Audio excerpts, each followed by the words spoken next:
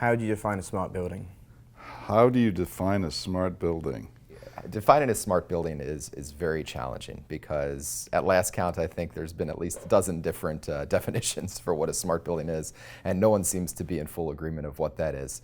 My first thought as to what a smart building is would be a lot of technology involved with it, but as someone who has a building that has destination dispatch elevators, it's not always a better way to go. Sometimes things are better as analog than, say, digital.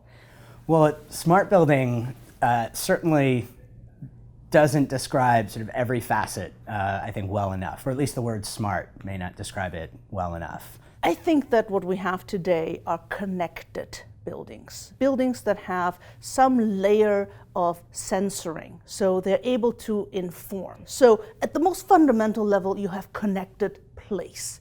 That is just something is sensoring and talking to you. So the classic answer is that it's not just about throwing one piece of technology into a building. It's more about how do you connect all of your systems together, or at least how do you connect lots of them together, and really drive that, I suppose, integration and interoperationality of the whole building. Similarly to the way that we think about maybe smartphones, right? We don't really talk about them in that way. We sort of expect them to do things that are important to us and that help solve for our needs. I think a smart building is like this giant umbrella concept which fits a whole bunch of different things, right? And I think that just the vision of the smart building is something that is delivering information in such a way that it can respond to the occupants, the owners, the maintainers in real time, okay? And we're not really there yet. Our definition of a smart building is very simple. You have to have a digital conversation, not only with your plant, with your core, pumps, fans, motors, chillers, elevators, but you have to have a digital conversation also with your large enterprise customers, as well as with every single individual that either comes into that building or visits that building.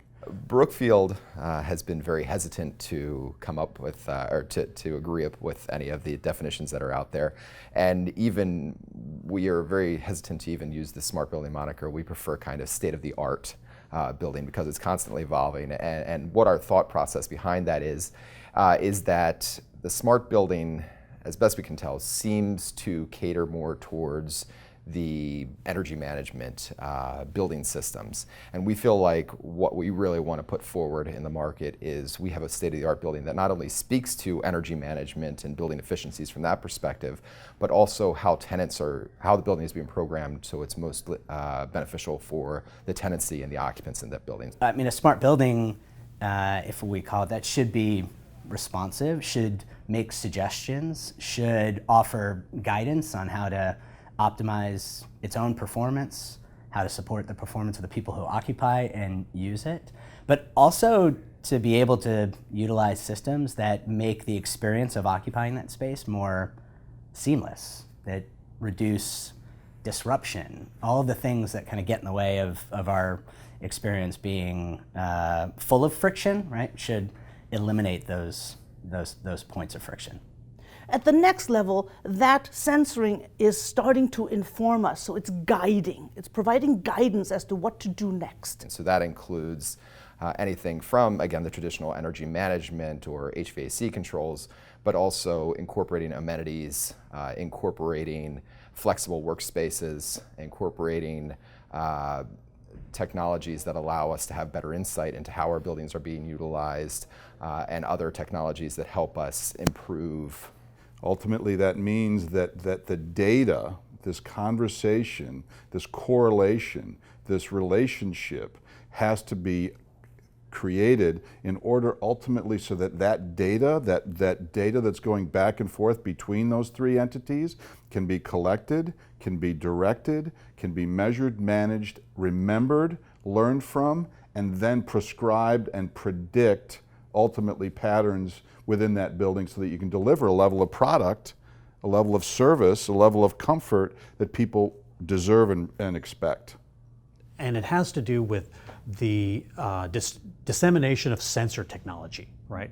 Sensor technology we have right now is okay for the asset management models and occupancy models that we're using right now. But as workplace is used more intensely, and as buildings arrive at like a operating business kind of concept, you're going to need more and more information to make them competitive in an environment where there's basically too much real estate. Then the next level up is we're starting to integrate it with process. What does that mean from a workflow perspective? And now the data that we're gathering is actually starting to have value. An IoT-enabled office, and a building that is aware of its energy consumption, a building where the tenants are engaged through software and other means. That I think is what the classic definition of a smart building is. But for me, I'd like to kind of push the envelope a little bit. A building where insights and assistance is given to the occupiers as far as how to be more productive. I think that to me is the true test of whether it's really a smart building. Data for the sake of data is not smart. And then we come a next level up and we're starting to integrate it with people and experience.